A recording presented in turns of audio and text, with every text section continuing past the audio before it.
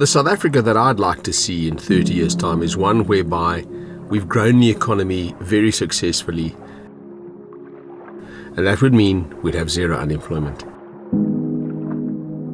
Everybody who wants to work has the opportunity to good and paying work, and that will lift them out of poverty. If you look at the health statistics of our socioeconomic situation, and you could take everything from crime right through to poverty, the reality is that we're not doing well.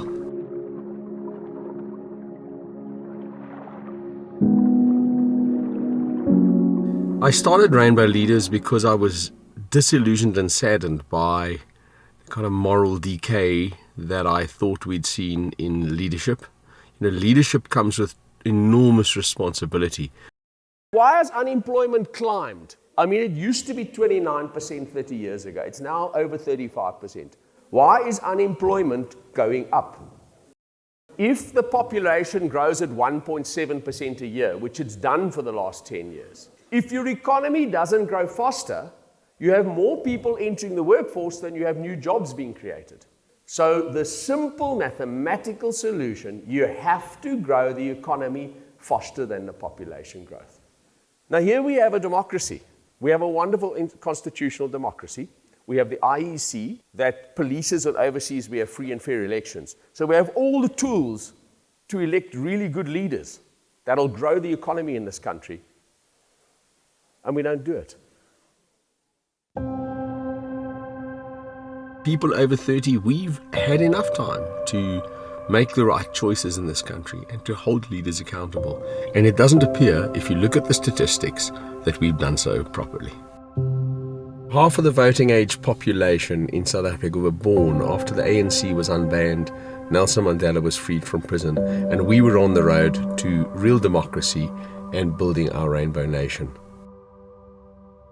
Yet that youngest half only cast less than a quarter of the votes. 3/4 of the votes are cast by people 35 and over. It's really time that young people made their voices heard, and that's why we want to get the youth's attention. So the Cape to Cairo run is centered around and focused on raising funds for Rainbow Leaders so that we can speak to more learners in more schools over the next few years. If you want to have a look at my body, it's 57 years old. It's not in great shape, trust me.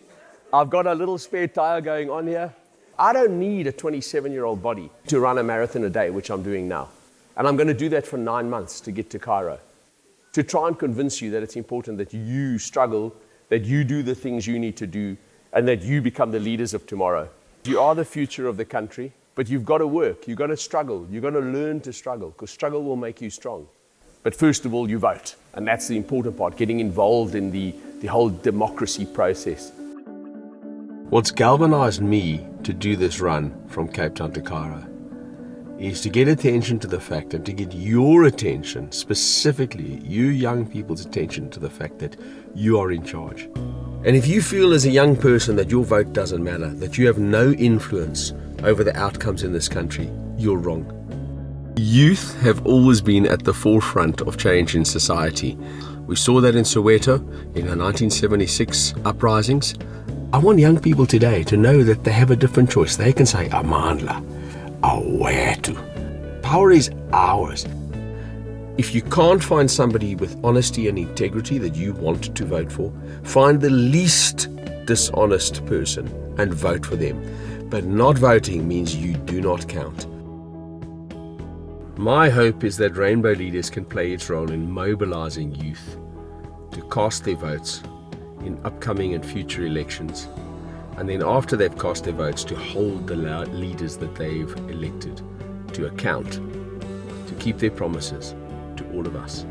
That would be my hope, that we've been seen as being able to play a small role in mobilizing youth, because youth have always been at the forefront of change in society.